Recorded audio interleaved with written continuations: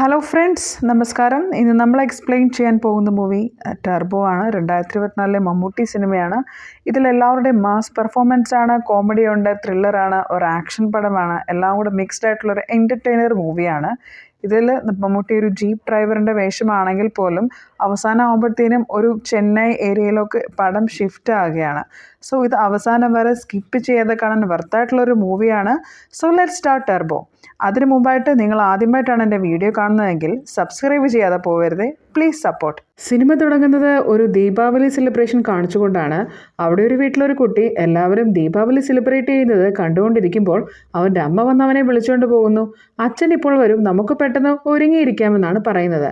ആ ടൈമിൽ ഒരാൾ വന്ന് കോളിംഗ് ബെൽ അടിക്കുന്നു. ഇവർ തുറന്നു നോക്കുമ്പോൾ ഒരു ഇൻഷുറൻസ് കമ്പനിയിൽ നിന്ന് ഇവർക്ക് ദീപാവലി ഗിഫ്റ്റ് കൊടുത്തു വിട്ടതാണ് ഹസ്ബൻഡിന് വേണ്ടിയിട്ടെന്ന് പറയുന്നു. സോ അവൾ അവരെ അകത്ത് കയറ്റി ഇരുത്തുന്നു. ആ ടൈമിലാണ് ഹസ്ബൻഡ് വിളിക്കുന്നത്. അപ്പോൾ അയാൾ അവിടെ വിളിച്ച് അന്വേഷിക്കുമ്പോൾ അങ്ങനെ ആരും വിറ്റിട്ടില്ല എന്നറിയുന്നു. സോ ഇതിലെന്തോ പ്രശ്നമുണ്ടെന്ന് കരുതി ആ പെൺകുട്ടി അവിടെ ചെല്ലുമ്പോൾ മകനെ അവർ കത്തിവെച്ച് ഭീഷണിപ്പെടുത്തിയിരിക്കുകയാണ്. ഈ ടൈമിൽ ഹസ്ബൻഡ് പുറത്തു വരുമ്പോൾ അവനെ ഒരാൾ വന്ന് കുത്തുന്നുണ്ട്. അതുപോലെ തന്നെ ഈ പെൺകുട്ടിയെ അവിടെ കയറിട്ട് കെട്ടിത്തൂക്കി കൊല്ലുകയും ചെയ്യുന്നു ആ മകന്റെ മുന്നിൽ വെച്ച്. ആ കുട്ടിയുടെ അമ്മേ അമ്മേ എന്ന് നിലവിളിക്കുന്നുണ്ട്. അതോടുകൂടി ആ സീൻ അവിടെ തീരും. പിന്നീട് കാണിക്കുന്നത് ആ വർഷത്തെ പള്ളിപ്പെരുന്നാളിന്റെ സ്പോൺസറായ വക്കച്ചനെയാണ്. വക്കച്ചനാകെ ടെൻഷനാണ്. കാരണം എല്ലാ കൊല്ലവും പള്ളിപ്പെരുന്നാൾ നടത്തുന്ന ടൈമിൽ നമ്മുടെ ടർബോ ജോസ് വന്ന് അടിയുണ്ടാക്കി നാശനഷ്ടങ്ങൾ ഇയാൾക്ക് ഉണ്ടാക്കി കൊടുക്കാറുണ്ട്. സോ ഇത്തവണ അവരെ എങ്ങനെയെങ്കിലും ഇവിടെ നിന്ന് മാറ്റി നിർത്തണമെന്ന് അയാൾ വന്ന് പള്ളിയിലച്ഛൻ്റെ അടുത്ത് പറയുകയാണ്. സോ വേറെ വഴിയില്ലാത്തതുകൊണ്ട് നമുക്ക് അവൻ്റെ അമ്മയുടെ അടുത്ത് തന്നെ പറയാം. അമ്മ പറഞ്ഞാൽ അവൻ കേൾക്കാതിരിക്കില്ല എന്ന് അച്ഛൻ വക്കച്ചൻ്റെ അടുത്ത് പറയുന്നു. അങ്ങനെ വക്കച്ചനും കൂട്ടാളിയും പോയി നമ്മുടെ അമ്മച്ചിയുടെ അടുത്ത് കാര്യങ്ങളെല്ലാം പറയുന്നുണ്ട്. കാര്യങ്ങളൊക്കെ കേട്ട് കഴിയുമ്പോൾ അവർ പറയുന്നതിൽ കാര്യമുണ്ടെന്ന് മനസ്സിലാക്കിയ അമ്മച്ചി അടുത്ത ദിവസം തന്നെ നമ്മുടെ ടർബോ ജോസിനെ 2-3 ദിവസത്തേക്ക് കൊടൈക്കനാലിലേക്ക് ട്രിപ്പിന് അയക്കുകയാണ്. ഈ ടൈമിൽ അവൻ്റെ ഫ്രണ്ട്സൊക്കെ അവിടെ വരുന്നുണ്ട്. ഇവൻ്റെ അടിപിടി കാണാനായിട്ട് ലീവ് എടുത്ത് പെരുന്നാൾ കൂടാൻ വന്നവരാണ്. അവർക്കൊക്കെ അത് നിരാശയായിരുന്നു. അവർക്ക് നമ്മുടെ ജോസിൻ്റെ ചങ്ക് ഫ്രണ്ട്സ് തന്നെയാണ്. അവരമ്മച്ചിയോട് പറയുന്നുണ്ടെങ്കിലും അമ്മച്ചി ഒട്ടും സമ്മതിക്കുന്നില്ല. അങ്ങനെ ബസ് സ്റ്റേഷനിൽ വിട്ടിട്ട് അമ്മച്ചി ജോസിൻ്റെ ഫ്രണ്ട്സിൻ്റെ കൂടെ പള്ളിയിലേക്ക് പോവുകയാണ്. ആ ടൈമിൽ കഴിഞ്ഞ കൊല്ലത്തെ പള്ളി പെരുന്നാളിന് അടിമേടിച്ചു പോയൊരു ഗുണ്ട അവിടേക്ക് വരുന്നുണ്ട്. അയാൾ പകരം വീട്ടാനാണ് വരുന്നതെന്ന് വിചാരിച്ച് അവിടെ ഉള്ളവരൊക്കെ പേടിക്കുന്നു, കൂടെ വക്കച്ചനും. അയാൾ പക്ഷെ ചെന്നിട്ട് നമ്മുടെ ജെറിയെ എടുത്തിട്ട് അടിക്കുകയാണ്. എന്തിനാണെന്ന് ആർക്കും മനസ്സിലാവുന്നില്ല. ജെറിയുടെ ഫ്രണ്ട്സ് എതിർക്കാൻ ചെല്ലുമ്പോൾ അവരെയും എല്ലാവരെയും അടിച്ചു കൂട്ടുകയാണ്. ജെറി ഓടി രക്ഷപ്പെടാൻ നോക്കുന്ന ടൈമിലാണ് എല്ലാവരെയും പേടിപ്പിച്ചുകൊണ്ട് നമ്മുടെ ടർബോ ജോസ് ജീപ്പ് ഓടിച്ച് അവിടേക്ക് വരുന്നത്. അവൻ വന്നിട്ട് ആ ഗുണ്ടകളെയെല്ലാം അടിച്ച് ഒടിച്ച് ഓടിക്കുന്നുണ്ട്. ആ ടൈമിൽ ഇവൻ്റെ അമ്മച്ചി എടാ ടർബോ ജോസെ എന്ന് പറഞ്ഞ് പേടിപ്പിക്കുന്ന ടൈമിൽ ജെറിയുടെ തലയ്ക്ക് ഒരു ഗുണ്ട വന്ന് അടിക്കുന്നു. അപ്പോൾ തന്നെ അവൻ്റെ ബോധം പോകുന്നതുകൊണ്ട് അവനെ അവർ ആശുപത്രിയിലാക്കുന്നുണ്ട്. അടുത്ത ദിവസം നമ്മുടെ ജോസ് ഹോസ്പിറ്റലിലേക്ക് വരുന്നുണ്ട്. അവിടെ വന്നിട്ട് സിസ്റ്ററിൻ്റെ അടുത്ത് ചോദിക്കുമ്പോൾ നമ്മുടെ ജെറിയെ ബോധം കെടുത്താനുള്ള മരുന്ന് കൊടുത്തിട്ടേക്കാന്ന് പറയുന്നു. പ്രത്യേകിച്ച് കുഴപ്പമൊന്നും അവനില്ല.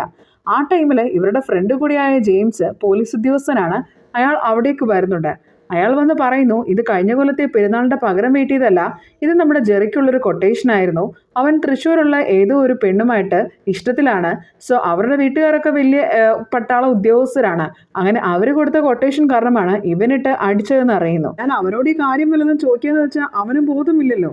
അപ്പോൾ ഇവരെന്ത് ചെയ്യും? അവൻ്റെ ഫോൺ എടുത്തിട്ട് ചരിച്ചു പിടിച്ച് പാറ്റേൺ മനസ്സിലാക്കിയിട്ട് അതിനകത്ത് കയറി ഇന്ദു എന്ന ആളുടെ നമ്പർ തപ്പുകയാണ്. ഇന്ദു എന്ന പെൺകുട്ടിയുമായിട്ടാണ് ഇഷ്ടം എന്ന് അവർ അറിഞ്ഞിരുന്നു. അതിൽ നോക്കുമ്പോൾ കുറേ ഇന്ദു കിടക്കുന്നു. Indu tender, Indu bubble, Indu +2, Indu insta. So അതിൽ ഓരോരുത്തരെയും വിളിച്ചു നോക്കി ഇപ്പോഴത്തെ അവർ ആരെന്ന് മനസ്സിലാക്കിയിട്ട് നമ്മുടെ ജോസും കൂട്ടാളിയും നേരെ ഇന്ദുവിൻ്റെ വീട്ടിലേക്ക് ചെല്ലുകയാണ്. ഇന്ന് ഇന്ദുവിൻ്റെ എൻഗേജ്മെൻ്റ് ആണ്. അവൾ ആ കല്യാണത്തിന് ഒട്ടും ഇഷ്ടമല്ലാതെ ജെറിയുടെ ഫോൺ കോളിനായി വെയിറ്റ് ചെയ്യുകയാണ്. അവനെ അങ്ങോട്ട് വിളിച്ചപ്പോഴെല്ലാം ആ ഫോൺ കോൾ സ്വിച്ച് ഓഫ് ആയിരുന്നു.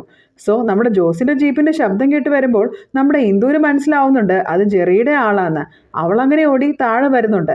പക്ഷേ അവളുടെ ബന്ധുക്കൾക്കാർക്കും ഈ ഒരു കല്യാണത്തിനോട് താല്പര്യമില്ലാത്തതുകൊണ്ട് തന്നെ അവിടെ ഒരു അടിപിടി നടക്കുകയാണ്. എല്ലാത്തിനെയും അടിച്ച് മൂലയിലാക്കിയിട്ട് നമ്മുടെ ടർബോ ജോസ് ഇന്ദുവിനെയും വിളിച്ച് ജീപ്പിൽ കയറി പോകുന്നുണ്ട്.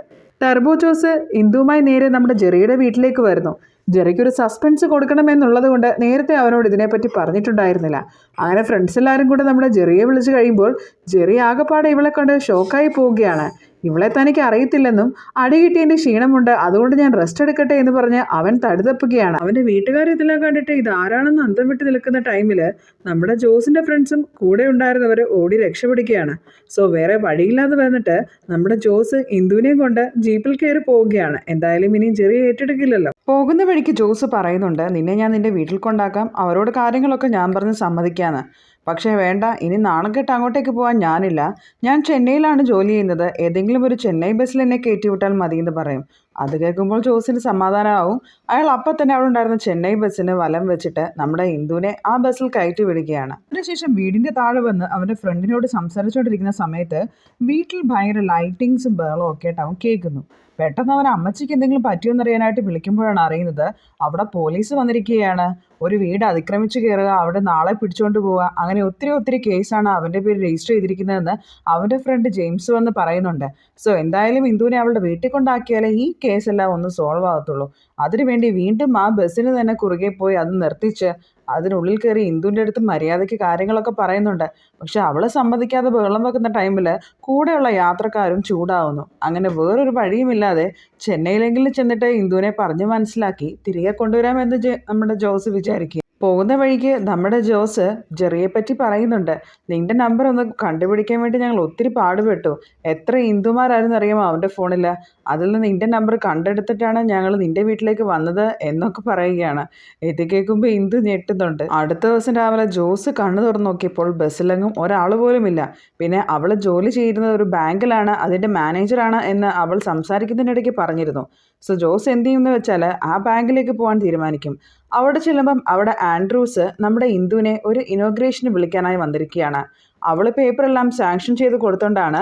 അയാൾ ഒരു റിയൽ എസ്റ്റേറ്റുകാരനാണ്, അയാളുടെ ഒരു ഫ്ലാറ്റ് പണിയുന്നുണ്ട്. സോ ഇന്ദു ആണ് പേപ്പറെല്ലാം പെട്ടെന്ന് ശരിയാക്കി അയാൾക്ക് ലോണെല്ലാം റെഡിയാക്കി കൊടുത്തത്. സോ അതിൻ്റെ ഒരു സ്നേഹത്തിനായിട്ട് അയാൾ ഇനോഗ്രേഷന് വന്നിട്ട് ഇന്ദുവിനെ വിളിച്ചിട്ട് പോകുന്നു. ജോസ് പിന്നീട് അകത്തേക്ക് കയറി വരുമ്പോൾ ഇന്ദു പറയുന്നുണ്ട്, അറിയാതെ ഞാൻ എൻ്റെ അഡ്രസ്സ് എല്ലാം പറഞ്ഞു പോയതാണ്, നിങ്ങളെന്നെ ശല്യപ്പെടുത്താതെ ഇവിടെ നിന്ന് പോകണം എന്നൊക്കെ പറയുന്നു. പക്ഷെ ജോസ് പറയുന്നു, കൊച്ചില്ലാതെ എനിക്ക് നാട്ടിലോട്ട് ചെല്ലാൻ പറ്റില്ല, അവിടെ എല്ലാം പോലീസാണ്, നിന്നെ വീട്ടിൽ കൊണ്ടാക്കിയാലേ ശരിയാവുള്ളൂ, എൻ്റെ അമ്മച്ചീനെ വഴക്ക് പറയുന്നുണ്ടെന്നൊക്കെ പറയും. അപ്പോൾ ഇന്ദു പറയുന്നത്, ഞാൻ നിങ്ങളുടെ അമ്മച്ചിയുടെ അടുത്ത് സംസാരിക്കാം എന്നൊക്കെ പറയുന്നുണ്ട്.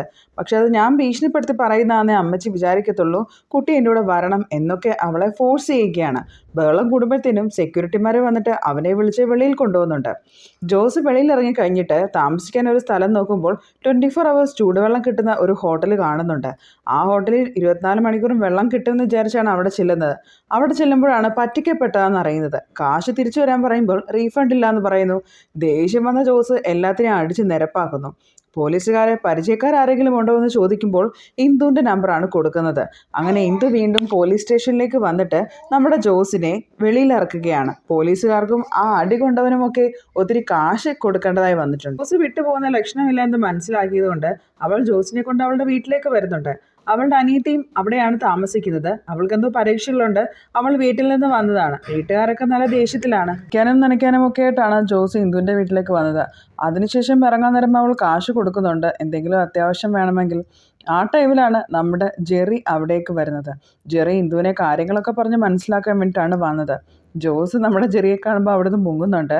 ആ ടൈമിൽ ഇന്ദു ചോദിക്കുന്നുണ്ട്, നീ എന്നെ മൈൻഡ് ചെയ്യാത്തതോ എൻ്റെ പുറകിന് വരാത്തതോ ഒക്കെ ഞാൻ ക്ഷമിക്കാം, പക്ഷേ ആരാണ് ഈ ഇന്ദു ടിൻഡർ ഇതൊന്ന് എനിക്ക് പറഞ്ഞു തരാമോ എന്ന് ചോദിക്കും.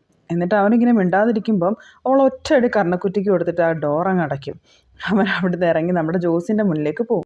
ജോസിനോട് ചോദിക്കുന്നുണ്ട്, നിങ്ങളെന്തിനാണ് ആവശ്യമില്ലാത്ത കാര്യങ്ങളൊക്കെ അവളോട് പറഞ്ഞത്? അത് ഇവളെ കണ്ടുമുട്ടുന്നതിന് മുൻപ് എനിക്കുണ്ടായിരുന്ന പരിചയങ്ങളായിരുന്നു എന്നൊക്കെ പറയുന്നു. അതിനുശേഷം ചെറിയ ദേഷ്യപ്പെട്ടു പോകുന്നു. ഈ ടൈമിൽ ജെയിംസിനെ വിളിച്ച് ചോദിക്കുമ്പം, നാട്ടിലോട്ടെങ്കിലും വരണ്ട, ഒത്തിരി കേസുകൾ നിങ്ങളുടെ പേരിലുണ്ട്, അതുകൊണ്ട് കുറച്ച് നാൾ അവിടെ തന്നെ നിൽക്കുന്നതെന്ന് പറയും. അതുകൊണ്ട് വേറെ വഴിയില്ലാത്തതുകൊണ്ട് ജോസ് ചെന്നൈ തന്നെ നിൽക്കാൻ തീരുമാനിക്കും. നമ്മുടെ ജെറിയും ചെന്നൈയിൽ തന്നെ ഒരു ബാങ്കിലാണ് വർക്ക് ചെയ്യുന്നത്. ജെറി വന്ന് പറഞ്ഞിട്ട് അവളുടെ കൊളീഗ് വന്ന് പറയുന്നുണ്ട്, നിന്റെ പാസ്വേഡ് യൂസ് ചെയ്തിട്ട് കോടിക്കണക്കിന് രൂപയാണ് ഓരോ അക്കൗണ്ടിലേക്ക് ട്രാൻസ്ഫർ ആയിരിക്കുന്നത്, എത്രയും വേഗം നീ ഇതെല്ലാം തിരിച്ചിടണമെന്ന്. അപ്പോഴാണ് ജെറി ഇതിനെപ്പറ്റിയെല്ലാം അറിയുന്നത്. ജെറിക്ക് സംശയമാവും. അപ്പോൾ അവൾ കാര്യം പറയുന്നുണ്ട്, ആദ്യമായിട്ട് ദമ്പതികളെ കൊല്ലുന്ന കണ്ടില്ലേ, അവർ ആക്ച്വലി ഈ ബാങ്കിൽ വന്നിട്ടുണ്ടായിരുന്നു. അവരുടെ അച്ഛൻ മരിച്ചു പോയതാണ്. അപ്പോൾ പെട്ടെന്ന് അവരുടെ അച്ഛൻ്റെ ഫോണിലേക്ക് ഒരു മെസ്സേജ് വരികയാണ്, ഇത്ര രൂപ ട്രാൻസാക്ഷൻ നടത്തിയെന്ന് പറഞ്ഞ്. അപ്പോൾ എത്രയോ കോടി രൂപ അയാളുടെ അച്ഛൻ്റെ അക്കൗണ്ടിൽ നിന്ന് വേറെ അക്കൗണ്ടിലേക്ക് പോയിരിക്കുകയാണ്. അതെന്താണെന്നറിയാൻ വേണ്ടി വന്ന് അവൾ സെർച്ച് ചെയ്തപ്പോഴാണ് ഇതേപോലെ നമ്മുടെ ജെറിയുടെ പാസ്വേഡ് ഉപയോഗിച്ച് ഒത്തിരി ക്യാഷ് ട്രാൻസാക്ഷൻ ചെയ്തിട്ടുണ്ടെന്ന് മനസ്സിലാകുന്നത്. ജെറി അപ്പോൾ തന്നെ അവൻ്റെ ഓഫീസ് റൂമിൽ പോയിരുന്നിട്ട് ഇതെല്ലാം സെർച്ച് ചെയ്യുന്നുണ്ട്. ജെറി കാര്യങ്ങളെല്ലാം മനസ്സിലാക്കിയിട്ട് ഫ്രണ്ടിൻ്റെ അടുത്ത് പറഞ്ഞു കൊടുക്കുകയാണ്. സംഭവം എന്തെന്ന് വെച്ച് കഴിഞ്ഞാൽ മരണപ്പെടുകയോ അവകാശങ്ങളില്ലാതായ അക്കൗണ്ടുകളുണ്ടല്ലോ, അങ്ങനെയുള്ള അക്കൗണ്ടിൽ കാശ് കാണും ആർക്കും വേണ്ടാത്തതായിട്ട്. ആ അക്കൗണ്ടിൽ നിന്നെല്ലാം കാശ് ട്രാൻസാക്ട് ചെയ്യുന്ന ഒരു സിൻഡിക്കേറ്റാണ്. അവർ ആക്ച്വലി ഒരു ഗ്യാങ് പോലെയാണ്.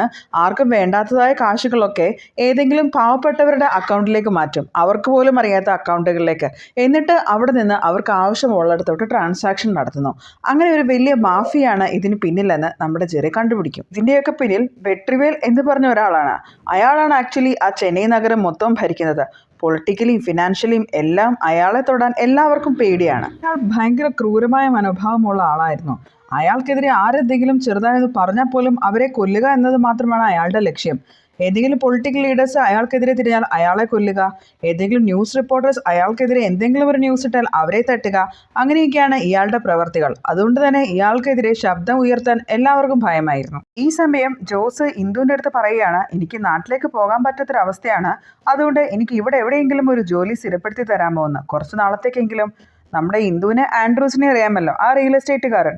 സോ അയാളുടെ ഓഫീസിലേക്ക് ഇന്ദു ജോസിനെ കൂട്ടി പോയി അവിടെ ഒരു ഡ്രൈവറിൻ്റെ ജോലി മേടിച്ചു കൊടുക്കുകയാണ്. തവണയും പുതിയൊരു പ്രോജക്റ്റ് ചെയ്തതിന് മുമ്പ് അവിടുത്തെ ലോക്കൽ ഗുണ്ടയെ കണ്ട് എന്തോ റെൻറ്റ് പോലെ കാശ് ഇവർ അടയ്ക്കാറുണ്ട്. ഇത്തവണയും നമ്മുടെ ജോസിനെ കൊണ്ട് വണ്ടി ഡ്രൈവ് ചെയ്ത് ഇവർ അവിടേക്കാണ് പോകുന്നത്.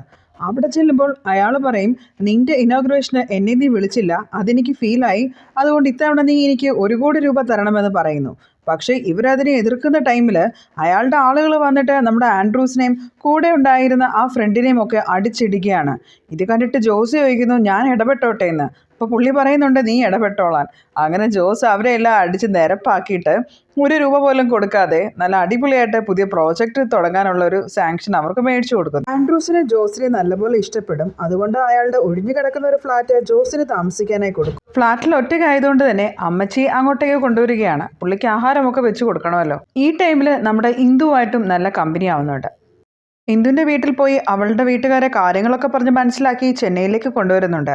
ഇന്ദുവിൻ്റെ ജ്യേഷ്ഠന് അവിടെ ചെന്നൈ ആർമി ഓഫീസിലേക്ക് ട്രാൻസ്ഫർ ആയിട്ടുണ്ടായിരുന്നു. ഈ ടൈമിൽ ജെറിയും ഫ്രണ്ടും അന്ന് ബാങ്കിൽ വന്ന ദമ്പതികളുടെ വീട്ടിൽ പോയിട്ട് അവർ മരണപ്പെട്ട കാര്യങ്ങളെല്ലാം അന്വേഷിക്കുന്നുണ്ട്. ഒരു ദിവസം ജോസും ഇന്ദുവിൻ്റെ അനീതിയെല്ലാം കൂടെ കുക്ക് ചെയ്യുന്ന ടൈമിൽ എന്തുകൊണ്ടാണ് അമ്മയോട് ഇത്ര അറ്റാച്ച്മെൻറ്റ്, അമ്മ പറഞ്ഞാൽ എല്ലാം അനുസരിക്കുമല്ലോ, അങ്ങനെയൊക്കെ കളിയാക്കുന്ന ടൈമിൽ ആ ഇന്ദുവിൻ്റെ അനീതി ചോദിക്കുന്നുണ്ട്, ചേട്ടന് കല്യാണമൊന്നും കഴിക്കണ്ടേ എന്ന്. ആ ടൈമിൽ ജോസ് പറയുന്നു, അതൊക്കെ ഒരു വലിയ കഥയാണെന്ന്. സാരമില്ല, ഞാൻ കേട്ടോളാം എന്ന് ആ അനീതി പറയുന്നു. അങ്ങനെ ജോസ് തൻ്റെ കഥ പറയുകയാണ്. ഇവർ ആക്ച്വലി നേരത്തെ ഒരു മലയോര പ്രദേശത്തായിരുന്നു താമസിച്ചുകൊണ്ടിരുന്നത്. ഒരു ദിവസം ജോസിൻ്റെ അച്ഛനും പെങ്ങളും വെളിയിൽ നിൽക്കുന്ന സമയത്ത് വരാന്തയിലായിരുന്നു ജോസും അമ്മയും നിന്നിരുന്നത്. ആ ടൈമിൽ സന്ധ്യാസമയം പെട്ടെന്ന് മണ്ണിടിച്ചിലുണ്ടായി. ഇവരുടെ വീട് മൊത്തം അതിനുള്ളിലായൊരവസ്ഥയായിപ്പോയി. ഇവൻ്റെ അമ്മ എന്ത് ചെയ്യുന്നു വെച്ചാൽ ഇവനെ മാത്രമേ കയ്യിൽ കിട്ടുള്ളൂ. സോ ആ കൈ ഇങ്ങനെ പിടിച്ച് അവർ വെളുപ്പിനെ റെസ്ക്യൂ ടീം വരുന്നവരെ അങ്ങനെ തന്നെ നിൽക്കും. അങ്ങനെയാണ് മോനെ രക്ഷിച്ചെടുത്തത്. പെങ്ങളും അച്ഛനും മരിച്ചു പോയിരുന്നു. സോ തൻ്റെ അമ്മച്ചി എങ്ങനെയാണ് ഇപ്പോഴും അത്രയും നേരം തന്നെ പൊക്കിയെടുത്ത് നിന്നതെന്ന് എനിക്ക് ഇന്നും അറിയില്ല. അതുകൊണ്ടാണ് താൻ ജീവിച്ചിരിക്കുന്നത്. പക്ഷേ അതിനുശേഷം അതെല്ലാം എനിക്ക് ഒരു ട്രോമയായി മാറിയെന്ന് പറയും. ഇത് കേൾക്കുമ്പോൾ അവർക്കെല്ലാം വിഷമമാവുന്നുണ്ട്. ഈ ടൈമിൽ ജെറി പോയിട്ട് സാധാരണക്കാരുടെ അക്കൗണ്ടിലേക്ക് കോടിക്കണക്കിന് കാശ് വന്നില്ലേ, അവരോടൊക്കെ ഈ അക്കൗണ്ടിനെ പറ്റി അന്വേഷിക്കുമ്പോൾ അവർക്ക് ആർക്കും ഇങ്ങനെ ഒരു അക്കൗണ്ട് ഉള്ളത് അറിയില്ല. പക്ഷേ അവരൊക്കെ വെട്രിവേലിൻ്റെ സ്ഥാപനത്തിൽ ചെറിയ ചെറിയ ലോക്കൽ ജോലികൾ ചെയ്യാൻ നേരം ആധാർ കാർഡ് കൊടുത്തിരുന്നു. ആ വകയിലുണ്ടാക്കിയ അക്കൗണ്ടുകളാണിതൊക്കെ. ഈ കാര്യങ്ങളെല്ലാം പറഞ്ഞിട്ട് ബാങ്ക് മാനേജറുടെ അടുത്ത് വലിയൊരു പരാതിയായി കൊണ്ട് കൊടുക്കുകയാണ്. കൂടാതെ ഈ ബാങ്കിലുള്ള ആരോ ആണ് അയാൾക്കെല്ലാം ഹെൽപ്പ് ചെയ്യുന്നത്, അല്ലെങ്കിൽ ഈ പാസ്കോഡ് ഒന്നും കിട്ടില്ല എന്ന് പറയുന്നു. ബാങ്ക് മാനേജർ ഇതെല്ലാം ഞാൻ ശരിയാക്കിക്കൊള്ളാം എന്ന് പറയുന്നു. പക്ഷെ ശരിക്കും ആ മാനേജറായിരുന്നു ഇതിൻ്റെ എല്ലാം പിന്നിൽ.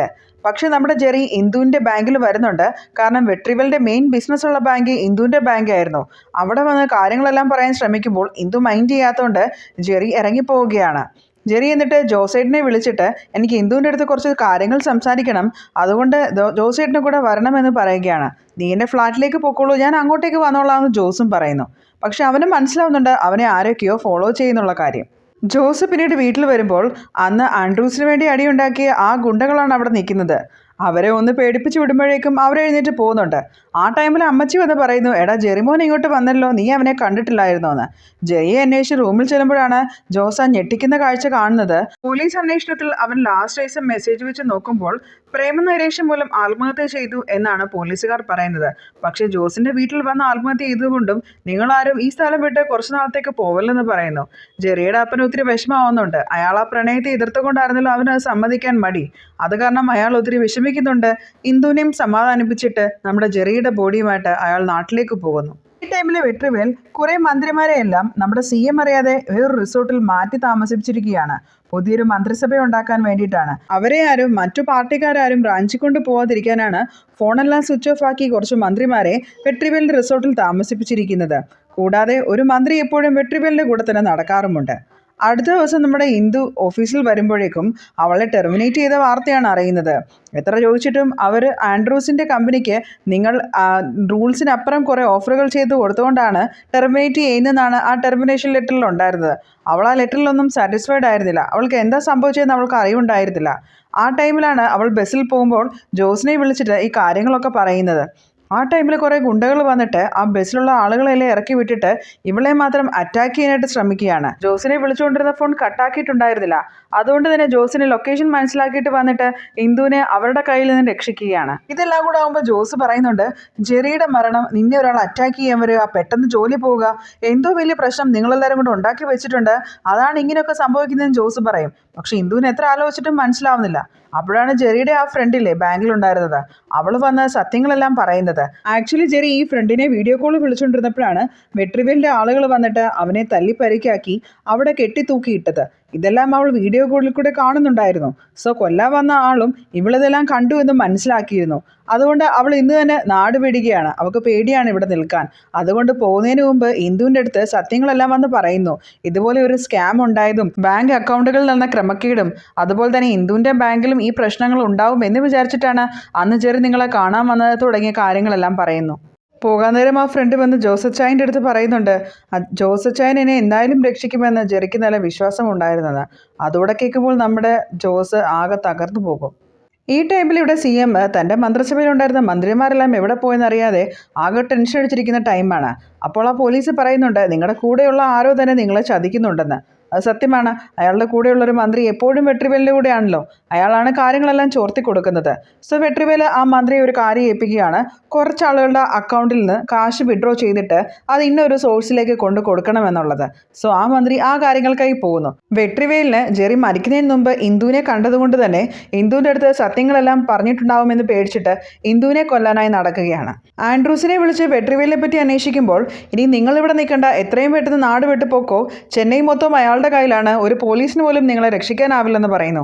ഇത് കേൾക്കുന്ന ജോസ് അമ്മച്ചി അനിയത്തി എല്ലാവരും വിളിച്ചോടെ നമുക്ക് പെട്ടെന്ന് ഇവിടുന്ന് പോകാമെന്ന് ഇന്ദുവിൻ്റെ അടുത്ത് പറയുമ്പോൾ ഇന്ദു പറയുന്നു, അങ്ങനെ പേടിച്ചോടാൻ പാടില്ല, എനിക്കറിയാവുന്ന ഒരു പോലീസ് IPS ഉദ്യോഗസ്ഥനുണ്ട്, നമുക്ക് അയാളെ ഹെൽപ്പിന് വിളിക്കാമെന്ന് പറയുന്നു. അവസാനം ഇവളിങ്ങനെ നിർബന്ധിക്കുമ്പം ഇവരും ആ IPS ഉദ്യോഗസ്ഥനെ കാണാനായിട്ട് ചെല്ലുന്നു. പോലീസ് സ്റ്റേഷനിൽ ചെന്നിട്ട് അയാൾ പറയുന്നു, അകത്ത് എൻ്റെ ഒരു സഹായം ഇരിപ്പുണ്ട്, വിശ്വസിക്കാം, നീ അയാളുടെ അടുത്ത് പോയി പരാതിയെല്ലാം പറ, ഞാൻ ഇപ്പോൾ വരാമെന്ന് പറഞ്ഞിട്ട് അയാൾ പുറത്തേക്ക് പോകുന്നു. ഇവൾ പരാതിയെല്ലാം പറയുന്നു, ഇതുപോലെ ജെറിയെ ജോസിൻ്റെ റൂമിൽ കെട്ടിത്തൂങ്ങിയ നിലയിലാണ് കണ്ടത്, അങ്ങനെ കാര്യങ്ങളൊക്കെ പറയുമ്പോൾ പോലീസുകാരൻ ചോദിക്കുന്നു, നിങ്ങൾ തമ്മിൽ എന്തെങ്കിലും ബന്ധം കാണും, അത് കണ്ടിട്ട് നിങ്ങൾ രണ്ടുകൂടെ തന്നെയല്ലേ ആ ജെറിയെ കെട്ടിത്തൂക്കിയിട്ടെന്ന്. കാര്യങ്ങളുടെ പോക്ക് ശരിയല്ലെന്ന് ജോസിന് പിടികിട്ടുന്നുണ്ട്. ഈ ടൈമിലാണ് ആ IPS ഉദ്യോഗസ്ഥൻ വെട്രിവേലിനെയും കൂട്ടി നമ്മുടെ പോലീസ് സ്റ്റേഷനിലേക്ക് വരുന്നത്. ഇവിടെയുള്ള എല്ലാവരും വെട്രിവേലിൻ്റെ ആളുകളാണ്. സോ പ്രത്യേകിച്ച് സഹായങ്ങളൊന്നും കിട്ടില്ലെന്ന് അപ്പോൾ ഇന്ദുവിന് മനസ്സിലാവുന്നുണ്ട്. രണ്ടിനെയും തീർത്തേക്കാൻ പറഞ്ഞിട്ട് വെട്രിവേൽ അവിടുന്ന് പോകുന്നുണ്ട്. പക്ഷെ നമ്മുടെ ജോസിൻ്റെ അടുത്തല്ല കളി. ജോസ് അവിടെ ഉണ്ടായിരുന്ന പോലീസിനെ എല്ലാം ഇടിച്ച് പരിപ്പാക്കി മൂലയിലിട്ടിട്ട് ഇന്ദുവിനെയും വിളിച്ചുകൊണ്ട് അവിടുന്ന് രക്ഷപ്പെട്ടു പോകും. ഈ സമയത്ത് ന്യൂസിൽ വാർത്ത കാണിക്കുന്നുണ്ട്, നമ്മുടെ ജെറിയുടെ ഫ്രണ്ട് എയർപോർട്ടിലേക്ക് പോകും വഴി റോഡ് ആക്സിഡൻറ്റ് ഉണ്ടായിട്ട് മരിച്ചുപോയെന്ന്. അതും വെട്രിവേലിൻ്റെ പണിയാണെന്ന് നമ്മുടെ ജോസിന് മനസ്സിലാകും. അവർ രക്ഷപ്പെട്ട് കഴിയുമ്പോൾ ഒരു പോലീസ് ഉദ്യോഗസ്ഥൻ വെട്രിവേലിൻ്റെ അടുത്ത് വിളിച്ച് പറയുന്നുണ്ട് അവർ രക്ഷപ്പെട്ട കാര്യം. എത്രയും പെട്ടെന്ന് എല്ലാവരെയും കണ്ടുപിടിക്കണമെന്ന് വെട്രിവേൽ ആ IPS ഉദ്യോഗസ്ഥൻ്റെ അടുത്ത് പറയും. എല്ലാവരും അപകടത്തിലാണെന്ന് മനസ്സിലാക്കിയ ജോസ് തൻ്റെ അമ്മച്ചയും ഇന്ദുവിൻ്റെ പെങ്ങളെയെല്ലാം വിളിച്ചിട്ട് പെട്ടെന്ന് ഇവർ പോകുന്ന വണ്ടിയിലേക്ക് കയറാനായിട്ട് പറയുന്നുണ്ട്. അമ്മച്ചിയെ കൊല്ലാനായിട്ട് അവിടെ ആളുകൾ വരുന്നുണ്ടായിരുന്നു. അമ്മച്ചി എന്ത് ചെയ്യുമെന്ന് വെച്ചാൽ കുറച്ച് ബിയർ ബോട്ടിൽ ഒരു സ്റ്റൗവിൽ തിളപ്പിക്കാനായിട്ട് വെച്ചിട്ട് അവിടെ നിന്നോട് രക്ഷപ്പെടുന്നുണ്ട്. സോ ഇവരെല്ലാം അകത്ത് കയറുന്ന ടൈമിൽ അതെല്ലാം പൊട്ടിച്ചെറിച്ച് അവിടെ ചെറിയൊരു എക്സ്പ്ലോഷൻ ഉണ്ടാവുന്നു. സോ ആ ഫ്ലാറ്റിലുള്ള എല്ലാവരും ഇറങ്ങി ഓടുന്ന ടൈമിൽ അമ്മച്ചിയും ഇറങ്ങി ഓടി രക്ഷപ്പെട്ട് നമ്മുടെ ജോസിൻ്റെ വണ്ടിയിൽ കയറുകയാണ്. കൂടാതെ അനിയത്തിയും പോയി പിക്ക് ചെയ്യുന്നുണ്ട്. ഈ ടൈമിൽ നമ്മുടെ വെട്രിവേൽ ജോസിനെ വിളിച്ച് പറയുന്നുണ്ട്, എനിക്കറിയാം നിനക്ക് നിൻ്റെ അമ്മയെ എത്രത്തോളം ഇഷ്ടമാണെന്ന്. സോ നിനക്ക് ഞാനൊരു ഓഫർ തരാം, നിനക്ക് ഈ ടൈമിൽ വേണമെങ്കിൽ അമ്മയും ആ അനീത്തിയും കൊണ്ട് രക്ഷപ്പെടാം, എനിക്ക് ഇന്ദുവിനെ മാത്രം മതിയെന്ന്. പക്ഷെ ജോസ് അതിന് സമ്മതിക്കുന്നുണ്ടായിരുന്നില്ല. അവൻ എല്ലാവരെയും രക്ഷപ്പെടുത്തിക്കൊണ്ട് അവിടുന്ന് പോകാൻ ശ്രമിക്കും. ജോസ് എന്ത് ചെയ്യുമെന്ന് വിചാരിച്ചാൽ ആ ചതിച്ച IPS കാരൻ്റെ വീട്ടിൽ ചെന്നിട്ട് അയാളുടെ മോളെ കൈക്കലാക്കി ഭീഷണിപ്പെടുത്തും.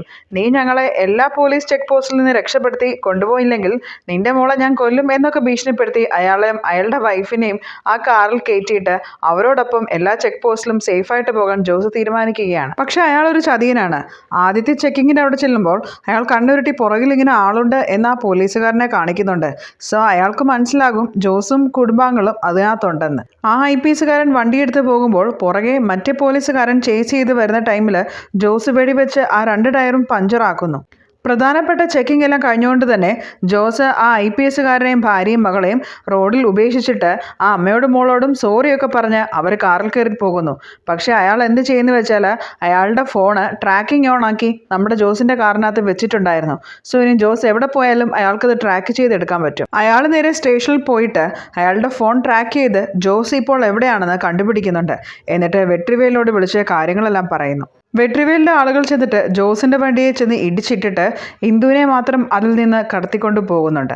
ആ ടൈമിൽ ആൻഡ്രൂസ് അവിടേക്ക് വരുമ്പോൾ അമ്മച്ചിയും ഇന്ദുവിൻ്റെ അനിയത്തിയും പുള്ളിയെ ഏൽപ്പിച്ചിട്ട് ഇന്ദുവിനെ രക്ഷിക്കാൻ വേണ്ടി ജോസ് ആൻഡ്രൂസിൻ്റെ വണ്ടിയും എടുത്തു പോകും. കുറേ അക്കൗണ്ടുകളിലേക്ക് ക്യാഷ് ട്രാൻസ്ഫർ ചെയ്യാൻ ഒരു മന്ത്രിയെ ഏൽപ്പിച്ചിട്ടുണ്ടായിരുന്നില്ലേ? സോ ആ ക്യാഷൊക്കെ വിഡ്രോ ചെയ്തിട്ട് ആ മന്ത്രിയുടെ പക്കൽ കൊണ്ട് വെട്രിവേൽ കൊടുത്തിട്ട് എനിക്കിനി വലിയൊരു കാര്യം തീർക്കാനുണ്ട് എന്ന് പറഞ്ഞിട്ട് ഇന്ദുവിൻ്റെ അടുത്തേക്ക് ചെല്ലുകയാണ്. എന്നിട്ട് ജോസിനെ ഫോൺ വിളിക്കുന്നു. ജോസിനോട് പറയുന്നുണ്ട്, ഞാൻ ഇപ്പോഴും നിന്നോട് പറയുന്നു, നീ ഇവളെ രക്ഷിക്കാനായി വരണ്ട, നീ നിൻ്റെ അമ്മച്ചിയും കൊണ്ട് പൊക്കോളൂ, ഞാൻ നിന്നെ ഒന്നും ഉപദ്രവിക്കാനായി അങ്ങോട്ട് വരില്ല എന്ന്. പക്ഷേ ജോസ് അതിനെല്ലാം നല്ല മറുപടി പറയുന്നുണ്ട്. എൻ്റെ അമ്മച്ചിയും ഇന്ദുവിൻ്റെ അനീതിയും ഞാൻ ആൻഡ്രൂസിനടുത്ത് സേഫായിട്ട് എത്തിച്ചിട്ടുണ്ട്, അവർ ഹെലികോപ്റ്റർ വഴി ഇപ്പോൾ കട്ടപ്പനയിൽ എത്തിയിട്ടുണ്ടാവുമെന്ന് പറയുന്നു. അപ്പോൾ വെട്രിവേൽ പറയുകയാണ്, നീ അത്രയ്ക്ക് അങ്ങ് സന്തോഷിക്കേണ്ട, ആൻഡ്രൂസ് എന്നെ വിളിച്ചിട്ടുണ്ടായിരുന്നു അവൻ്റെ വീട്ടിലേക്ക്. സോ ഞാൻ അവിടെ ചെന്നിട്ട് എൻ്റെ ആളുകളെ അങ്ങോട്ടേക്ക് വിട്ടിട്ടുണ്ട് എന്ന് പറയും. ഇത് കേൾക്കുമ്പോൾ നമ്മുടെ ജോസ് ഞെട്ടും. ഈ സമയത്ത് വെട്രിവേൽ ഇന്ദുവിനെ ഒത്തിരി ഉപദ്രവിച്ച ഓരോ കാര്യങ്ങൾ പറയുമ്പോൾ ഇന്ദു പറയുന്നുണ്ട്, നീ എന്താണ് വിചാരിച്ചിരിക്കുന്നത്, ഞങ്ങൾക്ക് എന്തായാലും ഒരു പ്ലാൻ ബി ഉണ്ടാവില്ലെന്ന്. പ്ലാൻ ബി എന്തെന്ന് വെച്ച് കഴിഞ്ഞാൽ കുറേ മന്ത്രിമാരെ മന്ത്രിസഭയിൽ നിന്ന് മാറ്റി നിർത്തിയിട്ടുണ്ടായിരുന്നല്ലോ, ആ കാര്യങ്ങളെല്ലാം നമ്മുടെ CMൻ്റെ അടുത്ത് പോയി പറയുക. അതിനവിടെ ഒരാളെ വിട്ടിട്ട് CMനോട് കാര്യങ്ങളെല്ലാം പറയുന്നു. അത് കേൾക്കുമ്പോൾ വെട്രിവേലിന് ആകെ ഷോക്കാവുന്നു. അയാൾ വലിയൊരു സാമ്രാജ്യമാണ് അവിടെ കെട്ടിപ്പണിഞ്ഞുകൊണ്ട് വന്നുകൊണ്ടിരിക്കുന്നത്. അതിനുശേഷം ജോസ് ജീപ്പും കൊണ്ട് ഇന്ദുവിനെ പൂട്ടിയിട്ടിരിക്കുന്ന ആ ഒരു ഫിഷ് മാർക്കറ്റിനകത്തേക്ക് ഇടിച്ചു കയറി ഗുണ്ടകളെയെല്ലാം അടിച്ച് നിരപ്പാക്കുന്നു. എന്നിട്ട് വെട്രിവേലിൻ്റെ അടുത്ത് പറയുന്നു, ആൻഡ്രൂസിനോട് നിങ്ങളെ വിളിക്കാൻ പറഞ്ഞത് ഞാനാണ്, കാരണം നിന്റെ ആളുകളെ എന്തായാലും അങ്ങോട്ടേക്ക് വിടുമെന്ന് എനിക്കറിയാം. സോ അത്രയും ആളുകളെയും അവിടെ ലോക്കാക്കാൻ വേണ്ടിയിട്ടാണ് ഞാനങ്ങനെ ചെയ്തത്. ഈ ടൈമിൽ ജോസ് ഇന്ദുവിൻ്റെ ബ്രദറായ ആർമിക്കാരൻ്റെ അടുത്ത് ഈ കാര്യങ്ങൾ പറഞ്ഞിട്ടുണ്ടായിരുന്നു. സോ ആർമി അവിടെ ചെന്ന് ആ വെട്രിവേലിൻ്റെ അത്രയും ആളുകളെയും അറസ്റ്റ് ചെയ്തുകൊണ്ട് പോകുന്നുണ്ട്. അതിനുശേഷം വെട്രിവേലിനെ അടിച്ച് നിരപ്പാക്കിയിട്ട് അവിടെ ഫിഷിനെ കട്ട് ചെയ്യുന്നൊരു മെഷീൻ ഉണ്ടായിരുന്നു, അതിനകത്ത് ഇട്ട് കൊടുത്തിട്ട് ഇന്ദുവിനെ രക്ഷപ്പെടുത്തി ജോസ് അവിടെ നിന്ന് പോകുന്നു. അങ്ങനെ ജോസ് ഇന്ദുവിനെയും കൂട്ടി അമ്മയും പെങ്ങളെയും എല്ലാവരെയും കൂട്ടി നാട്ടിലേക്ക് പോവുകയാണ്. അങ്ങനെ ജെറിയുടെ ആ ഫോട്ടോയ്ക്ക് മുന്നിൽ അവരുടെ ബന്ധുക്കളെല്ലാം ഇങ്ങനെ വിഷമിച്ചിരിക്കുന്ന ടൈമിൽ ഇവർക്ക് ഒരു പാഴ്സൽ ഉണ്ടെന്ന് പറയും. അങ്ങനെ ജോസും ഇന്ദുവും ജെറിയുടെ അച്ഛനും അമ്മയും എല്ലാവരും പുറത്തിറങ്ങി നോക്കുമ്പോൾ ആ ബോക്സിനകത്ത് നമ്മുടെ ആൻഡ്രൂസിൻ്റെ തലയാണ്. കാരണം ആൻഡ്രൂസ് ആ വെട്രിവേലിനെ ചതിച്ചായിരുന്നല്ലോ. സോ അതിനകത്തൊരു കത്തുമുണ്ട്, ഞാൻ നിങ്ങളെ അന്വേഷിച്ച് എന്തായാലും അങ്ങോട്ടേക്ക് വരും എന്നൊരു ഭീഷണിയാണ്. ഇത് കാണിച്ചുകൊണ്ടാണ് ഈ സിനിമ അവസാനിക്കുന്നത്. സോ ഗൈസ്, ഈ ഫിലിം എങ്ങനെയുണ്ടായിരുന്നു? നിങ്ങൾക്ക് ഇഷ്ടപ്പെട്ടോ? എൻ്റെ അവതരണം എങ്ങനെയുണ്ടായിരുന്നു കൂടെ കമൻറ്റ് ചെയ്യാൻ മറക്കരുത്. Thanks for watching.